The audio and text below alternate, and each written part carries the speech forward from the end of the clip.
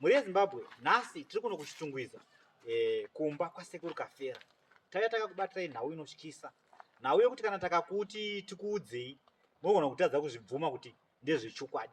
Mukomana wamuri kuona ari panapa uyu ari kunzi iye akagara pamakuwa kwemadays akati wandei, handitika akaraswa nehama dzake ipapapo ndokuzotorwa nasekuru Kafera inova n'anga yekuchitungwiza, handitika. Hatinoda kuti tipedze nguva, regai tipinde muvhidhiyo timunzwe mukomana achinyatsotsanangurira kuti akakura sei kubva mukuzvarwa kwake kuzosvika pakuzoraswa kunzvimbo yekumakuwa kuzozosvika zvakare pakutorwa nasekuru Kafera. Saka nhasi murimi rwendebere sekumbiso kwandakaita kuti aiwa ndikufamba ndega, ndikufamba naEsther vachele ngesindebere kuti ndati kudii. Sabonani zihlobo zami zeZimbabwe, sabonani. Namhla silomfana lo uJoseph ule nkinga ahlangana nayo empilweni yakhe eyenza ukuthi karesi yena ebe disabled, engakwanisi ukuthi yenze izinto ngendlela eyiyo, ngoba yena wahlala lezihlobo ezazingafuna ukuhlala laye, njalo nje bamthatha bamchiye wetsa ngale, bemchiya ku-graveyard. Njalo-ke sifuna ukuzwa ukuthi indaba le yahamba kanjani, wagcina wancedwa ngusekuru Kafera. Kafera. Traditional hero. Wagcina wancedwa ngumkhulu wethu uKafera. Owamletha ngapha eChuthungiza waqala ukumgcina. So sihlobo zeZimbabwe sefuthi lani libe libona ukuthi kuzohamba kanjani kundaba le, uzolitshela yena ukuthi kwahamba kanjani, elicasisela kancane kancane. Nhasi tiri kuno kuchitungwiza kwatashanyira mukomana uyo ainzi akagara pamakuwa kwemazuva akati wandei. So toda kuti tikurukure naye tinzwa kuti kubva mukuzvarwa kwake kusvika paari nhasi. Mukoma makasimba here? Aiwa ndakasimba makadini. Aiwa tiri nani zvedu. Chekutanga muri kubuda paTV, muri kuonekwa nenyika yese, handitika. Mungavaudzewo here zita renyu kuti munonzi ani, mune makore mangani, motiudzewo nhoroondo yenyu kubva muchizvarwa kusvika pamuri zuva ranhasi. Zita rangu ndinonzi Joseph Mwanyi, ndine 27 years. Tichitaura panyaya yangu inini, ndakakurira kuHwedza. Ndakurira kuHwedza. Alright, mukoma mungatipo here zita renyu rizere uye nenhoroondo yenyu kubva muchikura kusvika pamuri zuva ranhasi. Zita rangu ini ndinonzi Joseph Mwanyi. Nhau yakaitika ndakafirwa nevabereki tichigara kuHwedza. Ndafirwa nevabereki, ndakasara ndichengetwa nambuya. Ndasara ndichengetwa nambuya, sekuru vanga vashaida. Saka mbuya vakazoshaida, ndova ndazotorwa namukoma wasekuru wedu. Ndo vakanditora vakandiendesa kuChivu. Ndaendeswa kuChivu, ndakatanga kugara nambuya. Sekuru vanga vari bofu, vanga vasingaoni, vaigara kuno kuchitungisa kuJeyu. Saka ndaenda kuChivu. Dambudziko rangu inini ndakazotanga kuita dambudziko rekurwara. Ndatanga kuita dambudziko rekurwara, ndakatanga kunzwa kupera simba paruoko. Ndatanga kunzwa kupera simba paruoko. Ndatsanangurira mbuya, asi mbuya havana kuzvikwanisa kuzvitambira. Vozovaingoti kuda kachirwere kanogona kuti kanopera. Saka dambudziko iri rakazoramba richingokura, ndomva razobata negumbo iri. Saka rabata negumbo, mbuya vakazosvika pakushayika nasekuru vaya. Ndova ndasara ndichigara kuChivu, ndichigara nemwana wavo. Alright. Handi musatye henyu, taura henyu, musamhanye, taura henyu makasununguka. Musatye henyu, nguva ndedzenyu. Ndakasara ndichigara nemwana wavo, bamunini vangu. Ndasara ndichigara nemwana wavo, asi vanga vasingagari pamba ipapo pandaigara. Vaingoita zvozvo, vaingouya vachindiona vachidzokera. Saka vakazosvika mumwe musi ndiripo pamba ipapo, ndobva varwadziwa nelife yandanga ndikurarama. Varwadziwa nelife yandanga ndikurarama, ndobva vanditi hazvichaiti kuti ugare kuno, iwewe chienda unogara kuchitungisa. Iva ndavambovatsanangura ndaimbouya paigara muzukuru wangu. Iva ndavatsanangura ndikati magariro atiri kuita nemuzukuru wangu hatisi kunatsonzwanana kuti ndidzokere ikoko hazviiti. Zvikanzoni aiwa iwe chingoenda unodi kunogara ikoko. Iva ndauya ndova ndagara ikoko. Saka ndiri pakugara ipapo takatanga futi kunetsana nevazukuru vangu vaya. Tatanga kunetsana nevazukuru vangu, vana vavo vachindibata rafu, murume wacho, murume womuzukuru wangu kureva mukwasha wangu achindibata rafu chichi. Saka ndandiri kubatsirwa nevana vasekuru ava. Saka pakundibata rafu zvimwe zvacho zvaizosvika pakundibata zvokuti ndaigona kuzovapindura. Ndavapindura vaimva vazofona vachifonera vanhu vaya vari kundibatsira kuti Jose atiti zvakati. Dzamara vaya vatoti uyu habatsiriki. Saka ndopakatangira nyaya iyoyo yekuti zvoni anoda kuendeswa kuhwedza. Ndikatombotorwa ndikatomboendeswa kune hanzvadzi yamai vangu ikoko kuhwedza. Ndaendeswa kuhwedza kuyako ndomva sekuru vati aiwa izvi inini handizvitambiri kune mukoma wangu ari kugara kuchitungisa. Saka vakambva vabata sekuru vangu vaya. Vabata sekuru vangu vakati hazviti huyai dzokai naye kunoku. Ndokudzoka kwandakaita kunoku. Ndadzoka kunoku ndomva tasikoenda kunoona sekuru vaya nanabameni vangu. Tanoona sekuru nobva vati tichabatsirana pane zvinodiwa pamukomana uyu, vachitaura nanabameni vangu. Ndomva vati hazviti kuti ndimutambire because anabameni vangu vanga vatiuya vachiti toda kumusiya ipapo.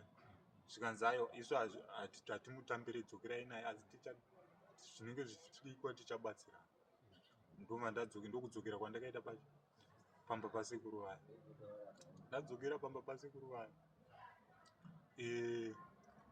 ndichizobacho sekuru pane zvaindinetsa.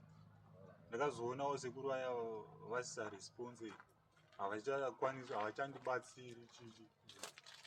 Ndichivabvunza ko sekuru chii, vanga vasingakwanisi kundipindura chichi. Ndangoramba hangu ndichigara kujeri. Avo vanabameni vangu makore apa zvamukutaura izvi handizvaifika ndofunga ingati muna 25 24. Ko urwere hwamukutaura hamuna kuzonatsotaura kuti urwere rwei uye hwakakanganisa chii pamuviri wenyu? Urwere uyu kutaura chokwadi ndechekuti urwere hausi kutozivikanwa kuti chirwere chei. Bhozi ndakaenda kuchipatara vari kutotadzawo kuziva kuti chirwere chei. Vakatoti ndofanira kutanga ndaonekwa pasikani kuti vazoziva kuti but alright, zviri kukanganisei chii paurwere hwacho? Chii chauri kukanganisa? Chauri kukanganisa ndechekuti handichatonzwisisi kana paspinal cord yangu kuti yakaita sei. Uye mukatarisa maoko angu aya atobhenda zvese, makumbo sotaiki kunenge kustroka kana kuita sese. Saka kufamba mega munokwanisa here? Kumira munokwanisa here? Kufamba ndega handikwanisi. Ko kumira ndinombotimirai zvangu asi but zvinenge ichirwadza. Zvaane nguva yakareba sei kana muchikurangarira urwere? Urwere uyu ndofunga unenge wakutokwanisa zvekuma 15 years. 15. Alright. Imi muine mangani makore? Ini ne 27. 27. Alright. Aiwa tokupanza. Saka kubva pa 15 years dzese idzi muri kungoita zvekubatsirwa chete sezvo mati hamusikwanisa kufamba mega? Ndinotongoita zvekubatsirwa. Alright. Handi edu panyaya ndakukatai mune zvimwe muchitaura, handi edu papapo. Alright. Zvadaro manje vana bamukuru vangu vaya vanga vari muprocess iyoyo yekuti ndofana kuenda kunogara kuhwedza. Hanzi kunani? Kuhwedza uko kwakusina munhu. kwakusina munhu vaiti hanzi ndokune hama dzako ikoko ndokwaunofanira kunogara uchichengetwa ikoko. Saka manje pakazoitika nyaya yekuti kwakazonzi kuri kuvakwa guva raBamunini. Kwanzi kuri kuvakwa guva raBamunini, vakambva vauya vachinditi zvoni toda kuenda newe kuri kuvakwa guva. Ndikati ina hangu handingarambika kuri kunovakwa guva chichi. Ndobva vanditora ndobva vaenda neni guva rakatovakwa rikatopera. Zuva rakuti unodoka kudai so ndopandakangosiyiwa. Siwa? Makasiyiwa pai hamusina so. Ndakasiyiwa kumakuva ikoko. Kusiyiwa zvekuramwa here? Kusiyiwa zvekuti makangamwe oro tumaita sei? Kusiyiwa zvekutonzi zvoni kuno kuiwewe ndokwawakudi kwawakugara. Kumakuva? Ndokwawakugara kuno. Ngoma. Nyaya mukutaura ina handisi kuzivisa. Mukutaura kuti zvinhu zvaiya kuhope kana zvinhu zvakatoitika pazvokwadi. Zvinhu zvakatoitika. Zvinhu zvakatoitika. Kusiyiwa kumakuva. Ndakatosiyiwa kumakuva then ndobva ndazo. Makasiyiwa dziri kumanguva? Kwakuma5 dzezuva rokuduku. Zvazoita sei ndiudze masiyo pamakuva, nzvimbo yacho pamakuva acho penge pane makuva akawanda sei, makazobva ipapo sei, mairarama sei, natsotora nguva ino yekudonongodza. Ndingati pamakuva pandakasiyiwa makuva anga ari zvekuma15 makuva anga ari. Saka ndandine nhamba dzasabhuku ikoko wandagara ndichimbotaurawo navo ndichitovabvunzawo nezvepamba kuti pakamira sei.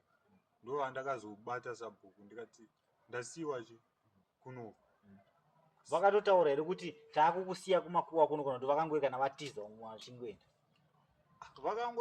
Ivo maitiro avakaita vakangonditi zvoni isusu kuno kundokwavakudi kwavakutosara chichi. Isu takuenda vakandisira $4. Ndobva vatoenda. Vazvazo pamakuva makagara ipapo nguva yakareba sei, makazobva sei kuzoti musvike kwamuri nhasi kuno kuchitungwiza kuzengeza? Kumakuva ndakagara 3 days. Maidyei? Papa pasina chandaidya. 3 days. Kumwa mvura hapana kana hamuna kana kudedzero kana vanhu kuti wedu kunoku ndakuwara? Makuva acho kwaari kwacho ari kuri nedzimba. Handina kukwanisa kutoti toshedzera. Mafonera sabhuku kuti nhandi chii chakazoitika? Ndafonera sabhuku ndobva vauya. Maoko same day here kana kuti rinenge rava zuva rechingani? Vakauya ndofunga pazuva rechi12. Vauya sabhuku ndo kuzobata tete vangu vavakazobata. Ndobva tete vauya ndobva vazofonera ndovakazofonera sekuru. Ndakaudza ndikati ndina sekuru vanondibatsira chichi. Sekuru ani zita racho? Kureva iyo sekuru Kafira. Tete wamuri kutaura ihanzvadzi yababa here?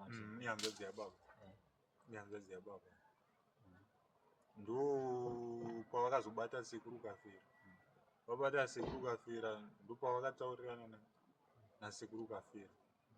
Sekuru vakafira vakati noji mwana wendi ndomubatsira chichi, ndine dzimba dzakawanda ndinomupa pekuti agare. Sekuru vakafira ndobva vazotumira majournalist ndovakazonditora kuti kuwedza kwandanga ndiri.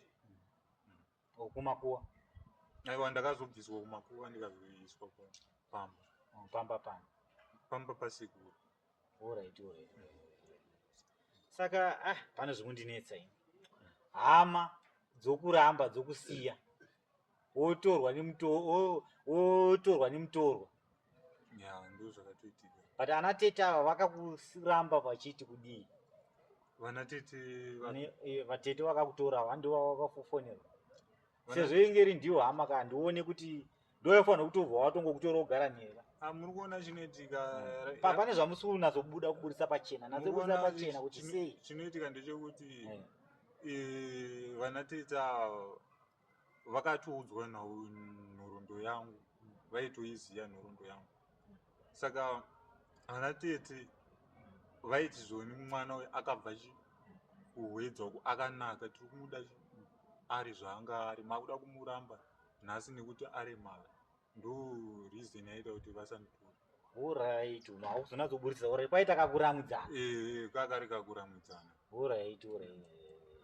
Wakabva kuwedza akanaka izvo mataura kuti mani 15 years about 15 years ago. Alright. Pati makambofambawo here kana kuenda kumaprofita kunzonzwa kuti dambudziko richii kuisa musoro pamwe chete? Kumaprofita hatina kumboenda. Vandaigara navo vanga vasingatendi zvemaprofita. Saka zvamuri pano paakafera panapa makatoronzi nazotsaurai rubatsiro rwamakapiwa kana kuti rwamuri kupiwa kana kuti zvichazofamba sei? Rubatsiro rwandiri kupiwa paakafera pano. Aiwa, inini hangu pakubatsirwa kwandiri kuita ndinototendawo nekunzwisisa kwakaita sekuru. Nekuti handitonzwisisi dai sekuru vanga vasina kunzwisisa handitozivi kuti ndingadai ndiri kurarama sei. Kozi kumusha kwacho kwandakasiyiwa pacho ndasingakwanisi kuenda kutoileti. Papasina toileti kuti ndiende kusango ndogwadama kusango handikwanisi kugwadama kusango. Saka ndinoda kutotendawo nezvakaitwa nasekuru kundigamuchira kwavakandira. Saka panapa muna ari kukubatsira here enda kutoileti kana uchipi? Because ndangoona panapa nepangori ndangoona mungori mupano vanhu 2 chete panapa. Zviri kufamba sei nhasi? Hamusina kutaura ndo. Aiwa, kutoileti hangu panapa ndiri kukwanisa kuenda kutoileti. Alright, nokuti pane dzechirungu. Alright. Ko panhau dzekubika, panhau dzekubhapa sezvo hamusi kukwanisa kufamba. Sekuru vakandipa muzukuru wavo here wandiri kugara naye wamaona ndinaye. Alright. Ndiye ari kundibatsira. Alright. Ndanatsopanzwisisa. Alright, saka mheni unoda kuti kudii kuhama dzako dzacho dzidzo dzakakuramba kana dzakakurama unoda kuti kudii kune vakakubatsira kumamisha ikokoko kuti uzosvike pakuzivana nasekuru nasekuru Kafera? Ini hangu kune vakandisiya kumamisha ikoko zvinotongodawo kuvatenda pane zvavakaita panguva yavandichengeta. Alright, une zvimwe zvinhu zvaunokwanisawo kuita here iwewe takatarisa neurwere hwaunawo zvaunokwanisa kuita muupenyu? Chakani ini zvandokwanisa zvandanga ndiri kutoita zvandongokwanisa ndinokwanisa kuimba muromo wangu ndowandotongodi ndori unatsofunction. Unotorova manamba unokwanisa kana kumboturero kana akapera kana unonyora here nziyo unoimba zvikuita sei nazo turero kana akapera ndirove. Hakuzi kugona kwangu kunge ini ndiri pano, hakuzi kugona kwenyu kunge imi muri pano. Rudo eye imi, rudo eye rwa Mwari, inyasha dza Mwari, itsitsi dza Mwari. Hakuzi kugona kwangu kunge ini ndiri pano. Aiwa. Chipo chiripo. Esther, toda kuti uvaudze vatari tinova mwana vasinganzwi shona handitika. Kangoti wasamaraize zvataurwa nehama yedu iri panapa nemuchindevere vachele. Usina zotaurisa une nzara here. Energy. Salibonani sihlobo zami. Salibonani. Lapha sisechithungwiza. Sizindaba kabhuti wethu yena ogulayo odinga uncedo kwabantu abangakwanisi ukumnceda. Njalo nje ubekhuluma indaba yakhe ukuthi yini okwenzakalayo ehlala ekhaya ewedza waza wabuya ngapha echithungiza wancedwa ngoba bethi usekuru Kafera. Ukhulu wethu usekuru Kafera. Traditional healer. Wancedwa nguye ukhulu ukuthi enzeni ukuthi uthola indawo lapho eyothi angahlala khona. So engadinga usizo kini isihlobo zami ukuthi limncede ngezinye izinto angakwanisi ukuthi lingabe likwanisa umnceda ngazo. Njalo nje ubekhuluma ukuthi yena lapho ezehambe ewedza khona wayohlala lapha engathi graveyard lapho ayehlala khona for 3 days ehlala khona. Izihlobo zehluleka ukumnceda kodwa wakwanisa wancedwa ngomunye umuntu ongasosihlobo sakhe. So njengani bantu beZimbabwe lani lingakwanisa ukunceda njengoba lingabantu, singabantu banye, so singakwanisa ukuncedana ukuthi sonke sidlule sikwanisa ukunceda ubhuti wethu njengabo libonile ukuthi uyakwanisa ukuhlabela. Sifuna ukuthi maybe he is the next upcoming superstar. Ndoda kungotendo vanhu vemunharaunda yekuhwedza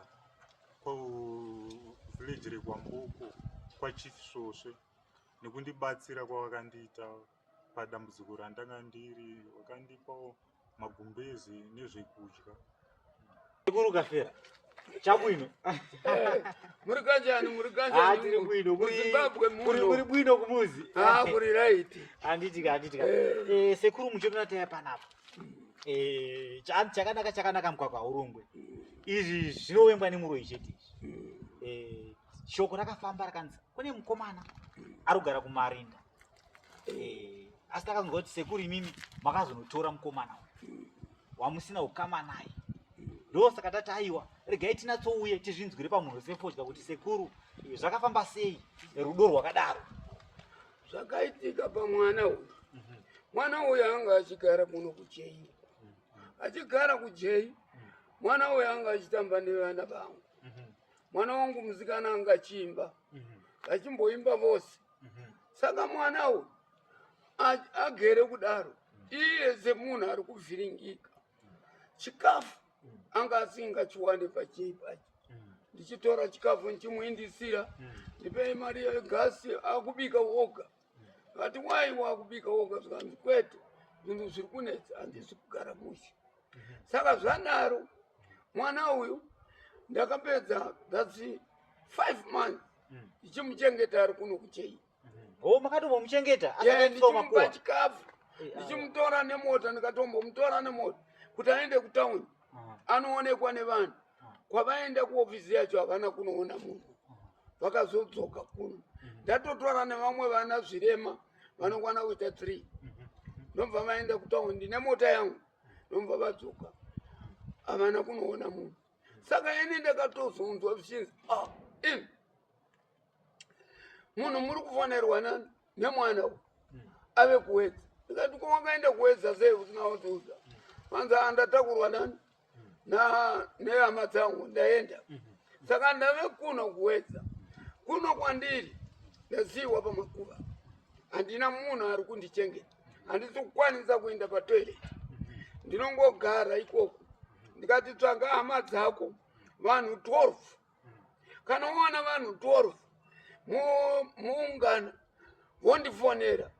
Vanhu vaya vakatanga kufona ndivatete vake, hanzi sekuru mwana uyu mukomana ari musikana, ndaikwanisa kuti ndiudi ndimubatsire kuti kana uenda kutoilet. Zvino handisi kukwanisa. Ndafunga kuti modi, ndikati iniona handina kukama nemi, ndoita sei? Chitsvangai sapo nevanhu vose vauye pandiri, vauye pafoni, vauya vanhu vaya zuva rekutanga. Ndataura navo ndikati mabvumirana nazvo here kuti mwana uyu akauya kuno chero akafa ave mumaoko mangu? Vaya ndomubva vagara pasi vose, ndobva sabhuku wacho ndataura naye zvikanzi matiyamura kutora kwamaita mwana. Ndobva ini ndatsvanga vanhu vekuindako, ndakatora mapupu nemumwe wekwaedza, ndakavatora ndati no mamapupu endai mukatore mwana uyu, munoburitsa mukatenge mwana munoburitsa zviripo. Ndatora mari, peturu ndavapa, chikafu ndabvisa zvese, ndachienda naye munomutora. Vakanosvika vakanoswera, vakadzoka senguva dzino vangadai vadzoka naye nemukomana wangu. Ndataura nasabhuku zvikanzi vana vasvika. Ndikati sabhuku vanhu vaya vasvika. Saka iye zvino ndakuenda nemwana kumba, ndobva ndatora mwana uyu ndauya naye kuno kumba. Chakunetsa amadziya idzi zvechokwadi, mwana uyu haasi kutaura muchi. Mwana uyu vakamurasa kuti afe. Amadziya hakuna kana mwana akabata foni yangu kuti sekuru Kafera tiri kutenda mwana ari papi. Ina handina kuuya kuzomuchekeresa ka. ndakauya kuti aite upenyu. Mwana uyu anokwanisa kuimba. Kuno kune Vedzi Church mapostori ariko. Vanhu mapostori asiye pano. Mukaona varatidza kuti apa panapa toda kuyamura zvakati. Vane mutemo wakanaka. Vanouya kuzonamatira. So izvozvi ndakangoti kanganisei bichari. Ndoda kutoudza madzibaba Simba vauye pano vazoisa munamato. Mwana uyu ari kugara pano. Ini ndinenge ndichida kana dziri n'anga dzinokwanisawo vetraditional. Ko imi mamkwanisawo here sekuru? Ini ndiri kumupa mishonga chete kuti mabhonzo akadi ati simbei. Kana dziri n'angawo dzine rubatsiro dzinouya. Kana vari vane rubatsiro vehurumende yedu anenge anzwawo tsitsi kunoku kuri open. Havatume munhu vazoona pano kugara mwana uyu. Veorufeya ndo vari kundishamisa. Ndakaendesa mwana uyu kuorufeya akanosvika vakakuti ichi ekuzochaufeya patakasvika vakatanzi mukuru wedu haapo. Mona vari kuramba manje kumubatsira. Saka izvozvi hatingavamhangarire. Asi ndiri kuda kuenda navo ipapo. Aitanga tine nguva mune nguva imi. Ndainosvika navo ipapo majournalisti muripo. Tichivabvunza kuti imimi urufeya ndiye zvirema. Urufeya isi kuchengeta chembere. Isu sitachembera. Vari kumhaya nevanhu vari kuzvifambira vane dzimba dzavo vachisiya mwana uyu. Urufeya inochengeta vanhu vanotambura. Plus mwana uyu ari kutambudzika. Makumbo rimwe riye zvino rave palace. Rapera. Rave paralyzed. Kuimba tingati anoimba. Asi kuti achiwana chekuti aimbe achifamba nacho pakudiwa ningi wheelchair yekuti abatsirike. Saka ndiri kutogadzira mari yekunotenga wheelchair. Aiwa hatazvitenda sekuru. Unamutengera wheelchair achifambawo achiona nzvimbo nekuti haangagare pano chete achingoswera ari pano. Izvozvo anofanirwa kumbobva achiuya kumba vanhu vachimuonawo mudzirodhi munofamba vanhu kuti uyu munhu chirema. Saka ndokukumbira chikumbiro chandinacho. Handina chikumbiro chekuti ini ndiri kuda kuti vativamanikidze, asi ndiri kuti Mwari nevamwe vanoonawo ngavamuone mwana uyu. Mwana uyu tarisai yezvino ruoko hakuchabati. Zviri kungoenda zvichikwira. Saka inini munoziva ini ndobva kuMarawi. Muno ndokumusha mandiri muZimbabwe. Asi kumusha chaiko ndobva kuMarawi. Uchokera kuMalawi? Ndichoka kuMalawi kumushinji. Saka njibva kumushinji ndinochengeta mwana uyu. Madzimai angu ndinawo. Vana vangu ndinawo. Madzimai vangani? Vakazi vangu yezvinezvi ndasara ne9. 9? Ndinawo. Ko vana? Vana vakawanda, vana 62. Ndinawo vana. Handisi kutsvanga hangu zvakawanda kuvanhu. Asi ndinokumbira kuti iwewe zvamaita majournalist. Muchiti mukauya kuno moburisa zvinhu zvacho. Aiwa totoburisa. Nekuti vanhu vakaenda naye ndo vakaenda pamakuva. Ataiti kuda makuva aya achaburiswa kuti tione kuti makuva mapikicha akadai. Ndakavapa mari yekutodyawo vachidya munzira vachiita madiro. Hakuna kana chakabuda kana kuva kuti rakatadza kuva hakuna. Michini yacho yakaiswa ireko. Michini wangu ina. Vaiva nayo. Saka vakaitirei kuda. Hazvina mhosva. Saka isusu omwe iwewe ndinotenda kwauri. Musanzoti wauya kuno unosvika futi 2 days 3 days. Aiwa amangwana techiburisa nyaya. Imbomuburidza iwaonekwe nevanhu. Shuwa ndiri kukumbira wonai. Yezvino aonda dumbwi. Anga atorwara chaiko bata iye zvino ari nani. Anokwanisa kuimba muchauya futi mombomuzama kuimba kwake kuda Mwari angamuone. Chamwe. Aiwa tinotenda.